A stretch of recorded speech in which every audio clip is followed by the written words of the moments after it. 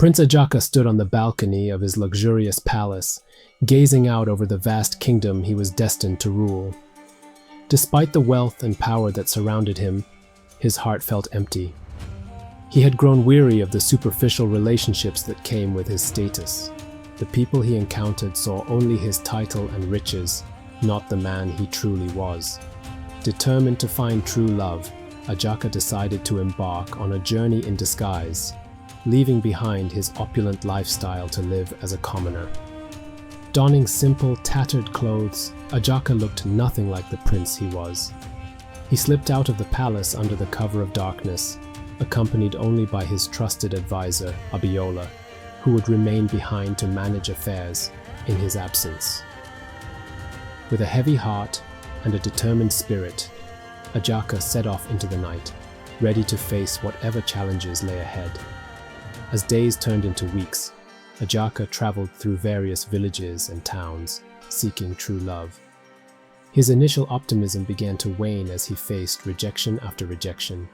In each village, he approached young women, hoping to find someone who could see beyond his ragged appearance and appreciate him for who he truly was. "Young man, you look like you can barely feed yourself," one woman scoffed. "How do you expect to take care of a family?" Another laughed outright. "You want to marry me? Go and make some money first." Each rejection cut deeper than the last, but Ajaka pressed on, his resolve unwavering. He knew that somewhere, someone would see the goodness in his heart and love him for it. One hot afternoon, as Ajaka wandered through yet another village, his stomach growled loudly. He hadn't eaten a proper meal in days. Desperation drove him to the bustling marketplace, where he saw a young woman selling oranges. Her name was Amina. She had a warm smile and a kind demeanor, and despite her modest attire, she carried herself with grace. Summoning his courage, Ajaka approached her. "Young orange seller, can you help me with any amount so that I can eat today? For days now, I have not eaten good food, please." Amina looked at him with compassion. Without a word, she dropped her orange basket and hurried off. Minutes later, she returned with food and water, offering them to Ajaka with a gentle smile. "Here, eat this. You look like you need it more than I do." Ajaka's eyes filled with gratitude. "Thank you, Amina. You are very kind." The next day, Ajaka waited by the roadside, hoping to see Amina again. When she appeared, he stepped forward. "Thanks for the other day. You really saved me from hunger. If not for you, I might have died." Amina smiled. "It's nothing. I hope you're feeling better now." As days turned into weeks, Ajaka and Amina's paths crossed frequently. Their encounters grew longer, and they began to share more about their lives. Amina spoke of her dreams and aspirations, her love for her family, and the hardships she faced as an orange seller. Ajaka, in turn, listened intently, sharing bits of his life while maintaining his disguise. Ajaka's admiration for Amina grew with each passing day. Her kindness, humility, and strength of character were qualities he deeply admired.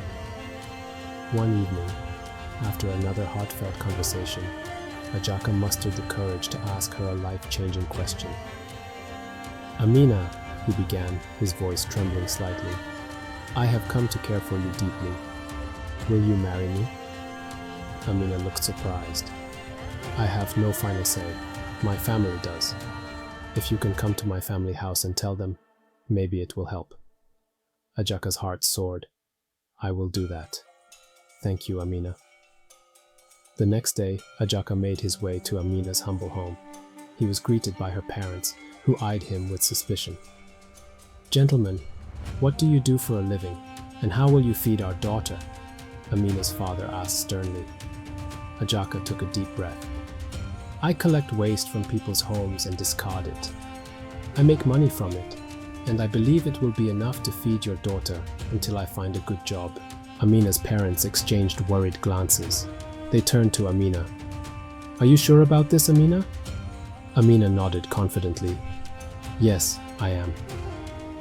After leaving Amina's house, Ajaka made a call back to his kingdom. I found a wife, and she is perfectly made for me, he informed Abiola. The next day, Amina's household was abuzz with excitement and curiosity. Ajaka arrived dressed in his princely attire, his true identity revealed. He approached Amina and her family with a regal air. I am Prince Ajaka from another kingdom, he announced. My quest has been completed today. I have been here for months, disguised as a commoner, looking for true love. I found it in Amina. Please accept my apology for deceiving you. Amina's family was stunned, and the other women who had previously rejected Ajaka now blushed and paraded themselves, hoping to catch his attention. Ajaka and Amina's wedding was a grand affair, attended by nobles and commoners alike. The entire village celebrated their union, and Amina was hailed as a true princess.